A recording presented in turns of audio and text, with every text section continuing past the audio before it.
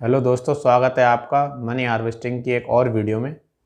आज के इस वीडियो में हम डिस्कस करेंगे LIC ऑफ इंडिया यानी कि भारतीय जीवन बीमा निगम के इतिहास, उद्गम और अब तक का सफ़र कैसा रहा, कितना उसका बिजनेस फैला हुआ है, क्या बिजनेस करते हैं, इनकम के सोर्स क्या हैं, आदि इन विषयों पर।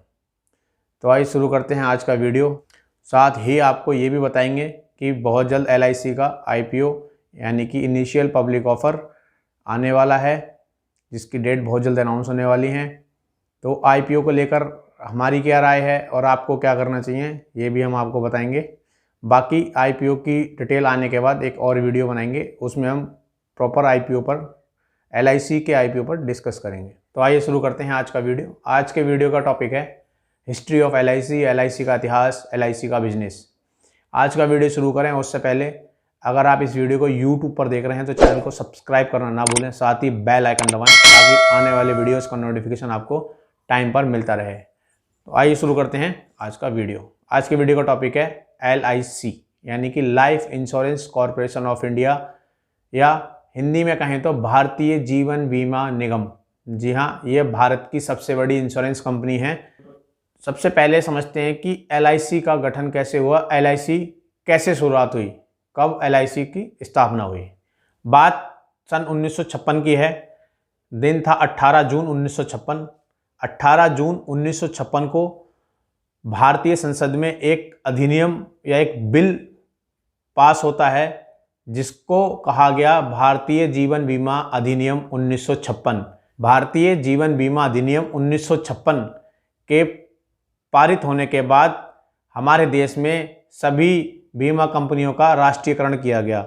इस राष्ट्रीयकरण के तहत उस समय देश में संचालित 245 से अधिक सरकारी और निजी बीमा कंपनियों के साथ कुछ सोसाइटियों को मिलाकर एक नई कंपनी या एक नई संस्था का निर्माण किया गया, स्थापना की गई। और ये दिन था 1 सितंबर 1956। 1 सितंबर 1956 को 245 से अधिक सरकारी कंपनियां और प्राइवेट इंश्योरेंस कंपनियों को मिलाकर एक नई कंपनी की स्थापना की गई, जिसे आज हम LIC यानी कि life insurance corporation of India, या हिंदी में कहें भारतीय जीवन बीमा निगम के नाम से जानते हैं।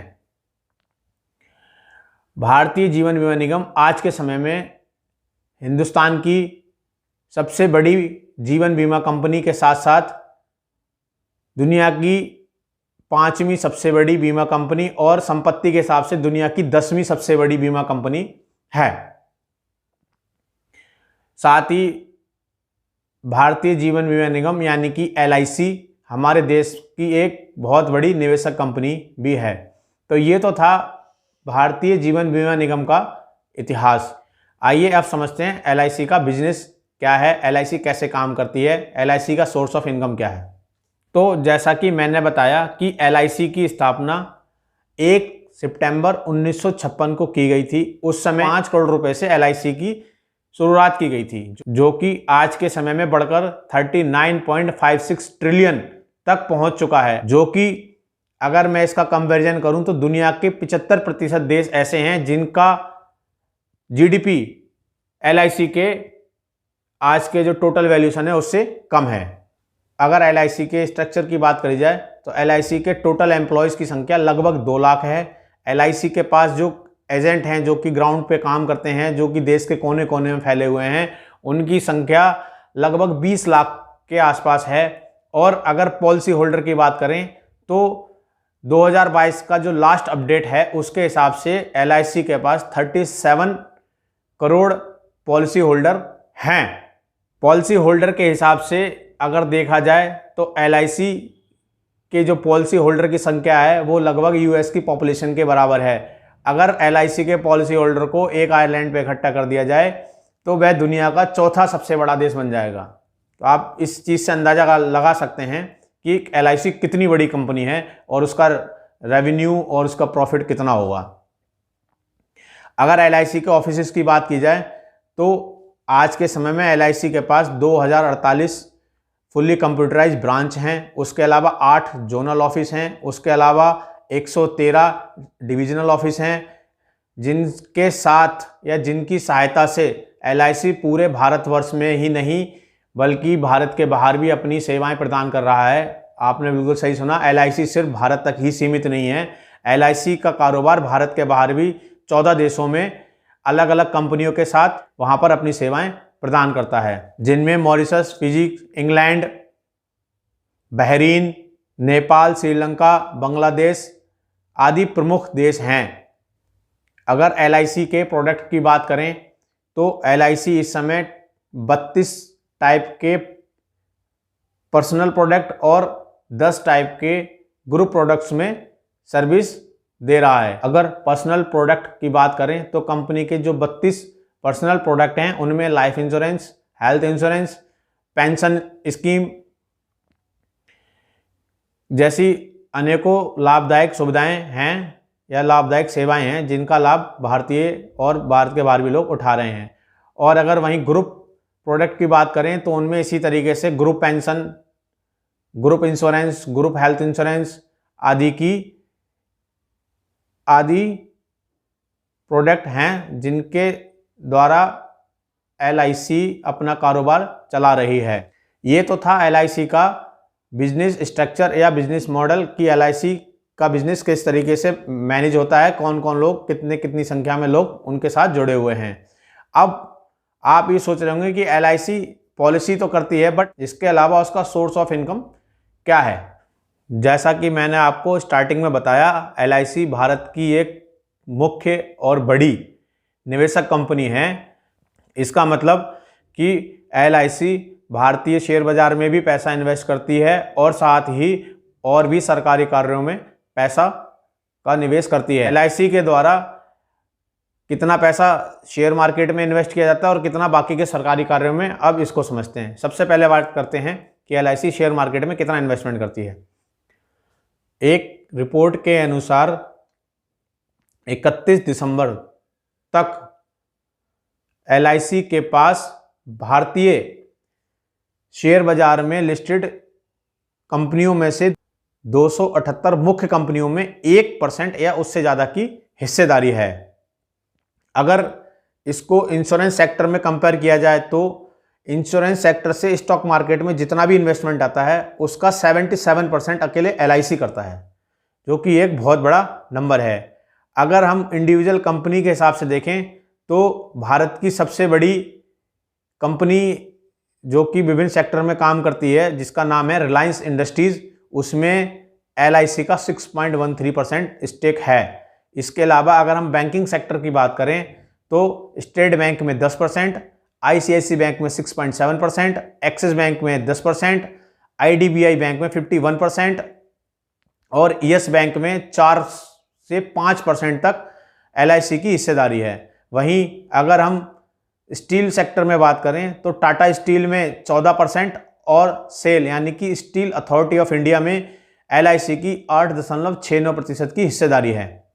इसके अलावा सीमेंट सेक्टर की कंपनियों में अगर देखा जाए तो जितनी भी दिग्गज कंपनियां हैं जैसे कि ACC सीमेंट में 11%, अंबुजा सीमेंट में 6% और इसके अलावा भी बाकी कंपनियों में माइनॉरिटी शेयर होल्डिंग है या 5% से नीचे की शेयर होल्डिंग है।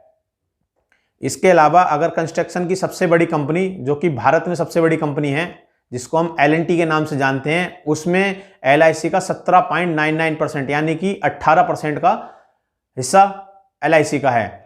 इसके अलावा टू व्हीलर कंपनियों की बात करें तो भारत की सबसे लोकप्रिय two wheeler company hero MotoCorp में LIC का 7.14%, TVS मोटर में 3.3%, ऑयल एंड गैस सेक्टर की अगर हम बात करें तो ONGC में 9.48%, BPCL में 7% एंड गेल में 7% का स्टेक LIC ओन करती है। इसके अलावा भारत की सबसे बड़ी पेट्रोलियम कंपनी IOC में LIC 11% का स्टेक अपने पास रखती है।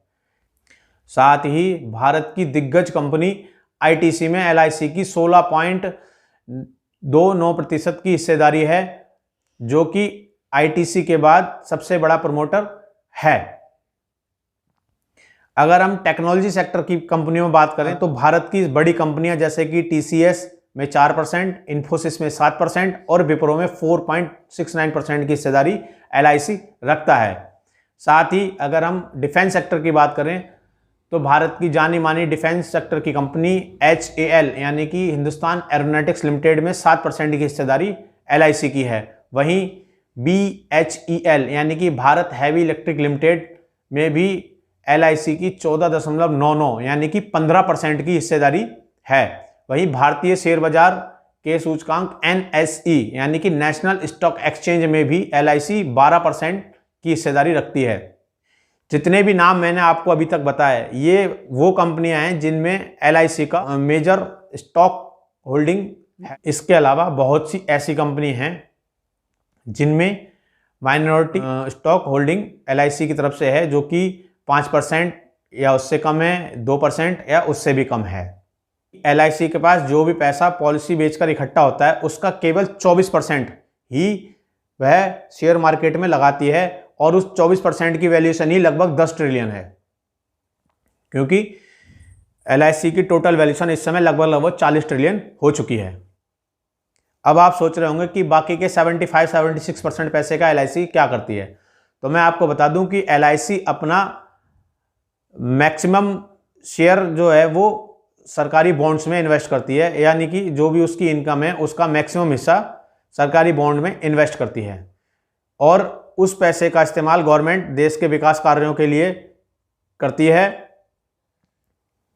इसके अलावा जरूरत पड़ने पर LIC भारतीय रेल को फंडिंग करती है। साथ ही एक चैरिटेबल फाउंडेशन का भी संचालन LIC के द्वारा किया जाता है। तो ये था LIC का बिजनेस मॉडल कि LIC कैसे काम करती है और कैसे इनकम जनरेट करती है। अब बात कर लेते हैं LIC के IPO के बारे में। तो LIC ने अपने IPO के लिए DRHP सेबी के पास जमा कर दिया है। DRHP एक पेपर प्रोसेस होता है जो कि किसी भी IPO को लाने से पहले सेबी के पास जमा करना पड़ता है, बट अभी इस DRHP का खुलासा LIC की तरफ से नहीं किया गया है कि उसने उसमें कंपनी की कितनी वैल्यूएशन रखी है और कितना पैसा वो पब्लिक से इरेज करना चाह रही है। लेकिन खबरों के आधार पर अभी तक जो जानकारी सामने आई है वो यह है कि LIC का जो टोटल वैल्यूएशन है उसका केवल 5% ही मार्केट में डाइल्यूट करेगी या 5% शेयर ही मार्केट में IPO में सेल करेगी।